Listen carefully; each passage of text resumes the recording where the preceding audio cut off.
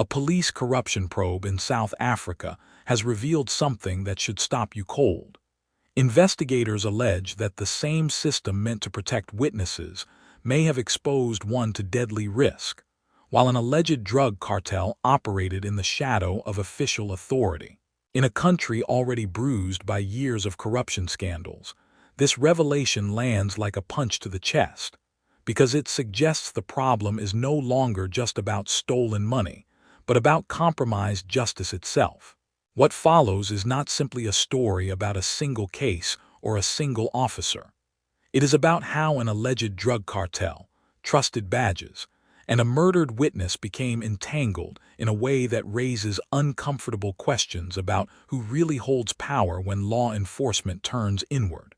Stay with this, because the most disturbing part is not the crime that was committed, but what it reveals about the systems meant to stop it.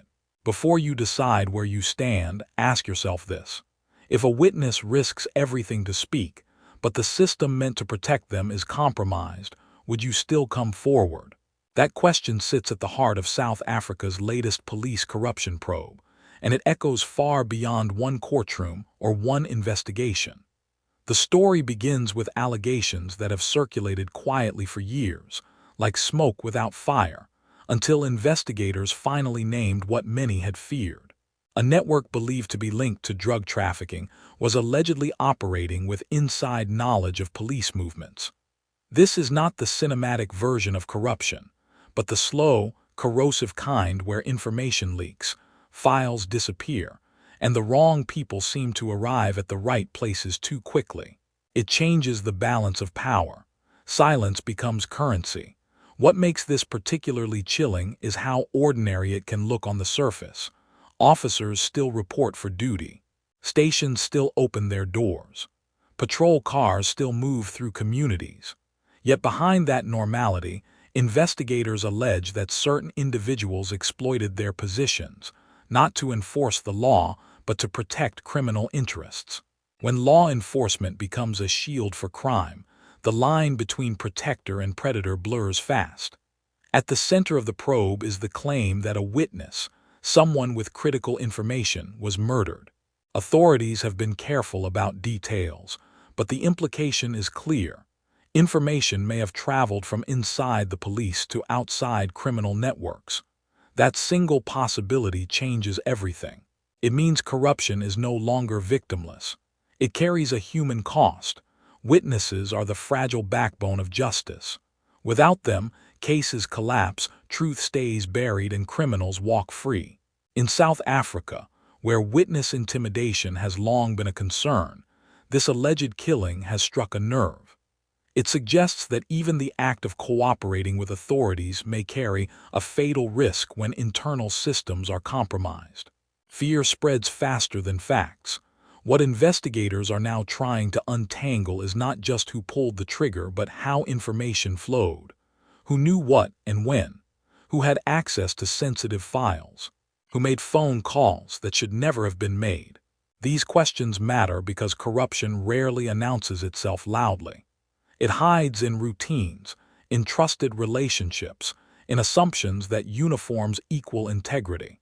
One of the most unsettling aspects of the probe is how it reflects a broader pattern. South Africa has seen repeated commissions, inquiries, and court cases exposing corruption at high levels. Each time there is outrage, promises of reform, and renewed vows to clean house. Yet allegations like these suggest that some networks adapt faster than reforms can reach them. They learn how to survive scrutiny. For communities already struggling with crime and drug abuse, the idea of a protected cartel is devastating. Drugs do not just destroy individual lives. They hollow out neighborhoods, fuel violence, and trap young people in cycles of dependency. When those networks are allegedly shielded by insiders, the sense of abandonment deepens. Trust erodes. This probe has also highlighted the dangerous power of information. In policing, information saves lives. It guides operations, protects witnesses, and builds cases. In the wrong hands, it becomes a weapon, a leaked address, a shared name, a hint about timing. Any one of these can be enough to put someone in danger. That is why internal controls matter so much. As the investigation widened, attention turned to how officers are vetted, monitored, and disciplined. Corruption rarely starts with a dramatic betrayal. More often, it begins with small compromises that go unnoticed or unpunished. A favor here, a warning there. Over time, those compromises harden into patterns. Patterns become networks. The alleged drug cartel at the center of this probe is described not as a loose group of street dealers, but as an organized operation with resources, reach, and influence. That kind of structure does not survive without protection. It requires predictability. It requires advance notice. It requires someone on the inside willing to look away or actively assist. The murder of a witness changes the stakes entirely. It forces institutions to confront the real-world consequences of internal failure. This is no longer about reputational damage or political fallout. It is about life and death. It raises the uncomfortable possibility that justice itself has become dangerous to pursue. Public reaction has been a mix of anger, fear, and weary resignation. Many South Africans have heard promises of accountability before. They have watched high-profile cases stall or collapse. This case feels different because it touches a raw nerve, the safety of those who dare to tell the truth. Without that safety, the entire justice system is weakened. Investigators now face a race against time. They must rebuild trust while exposing wrongdoing. They must protect current witnesses while investigating how protection failed before. This is an almost impossible balance. Every delay feeds suspicion. Every leak fuels fear. Every misstep risks further harm. There is also the question of leadership. Corruption thrives in environments where accountability is unclear or inconsistent. When senior figures fail to act decisively, or when disciplinary processes drag on for years, it sends a message. That message is not lost on those watching from inside or outside the system. This probe has reignited debates about independent oversight. Many argue that internal police investigations are not enough when allegations involve organized crime and potential collusion. External bodies, transparent processes, and real consequences are seen as essential if confidence is to be restored. Without them, skepticism grows. Another layer to this story is the pressure faced by honest officers. Corruption does not only harm the public, it endangers those within the police who try to do the right thing. Whistleblowers risk isolation, retaliation, and worse. When a witness is allegedly murdered, that fear intensifies. Silence can feel safer than integrity. The alleged cartel's reach also raises questions about how deeply corruption may run. Is this an isolated pocket or a symptom of something broader? Investigators are careful not to overstate, but the very existence of such a probe suggests concern that the problem is systemic, not accidental. As details slowly emerge, one theme remains constant: broken trust. Trust between the public and police. Trust between witnesses and prosecutors. Trust within the ranks of law enforcement itself. Rebuilding that trust will take more than arrests. It will require visible change, sustained over time.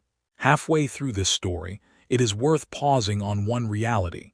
Corruption investigations often fail not because there is no evidence, but because the process itself is undermined. That is why public attention matters. Staying informed, asking questions, and refusing to look away creates pressure that closed systems cannot ignore. If this matters to you, staying engaged is not optional.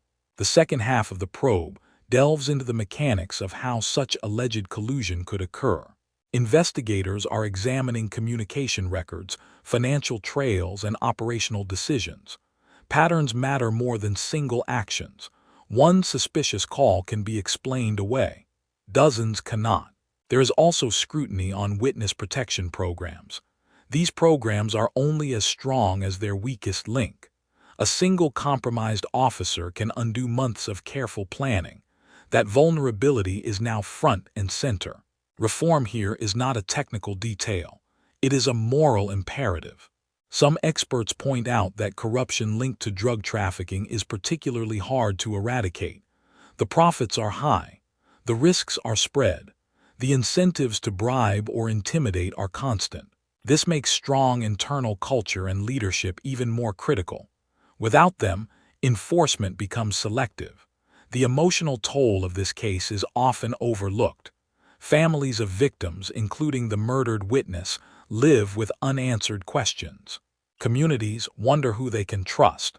Even investigators carry the weight of knowing that failure has irreversible consequences. This is not abstract policy debate. It is lived reality. As the probe continues, there are signs of resistance, pushback against investigators, legal challenges, attempts to discredit witnesses. These are familiar tactics in corruption cases worldwide. They slow momentum and exhaust public attention. Recognizing them for what they are is essential. There is also a broader lesson here about transparency. Secrecy may protect investigations in the short term, but prolonged silence breeds speculation. Clear communication within legal limits helps maintain credibility. In cases involving alleged police corruption, credibility is everything. The alleged drug cartel and the murdered witness are not separate threads. They are part of the same fabric, woven together by access, power, and betrayal. Understanding that connection is key to understanding why this probe matters so deeply. It is not about sensational headlines. It is about whether justice can still function under pressure. Toward the end of this story lies an uncomfortable truth. Even if arrests are made and convictions secured, the damage to trust will linger. Healing that damage requires consistent accountability, not one-off crackdowns. It requires systems that make corruption harder, not just punish it after the fact. As South Africa watches this investigation unfold, the outcome will signal more than guilt or innocence. It will signal whether institutions are capable of reforming themselves, or whether external pressure is the only catalyst for change. That signal will be read closely, not just at home, but beyond its borders. The final question is not whether corruption exists. That question has long been answered. The real question is whether courage exists in equal measure. Courage from investigators, courage from witnesses, courage from leaders willing to confront uncomfortable truths. This story does not end neatly. It rarely does, but it ends with a choice, both for institutions and for the public. A choice between accepting erosion as inevitable or demanding better, even when the cost is high. Justice depends on that choice.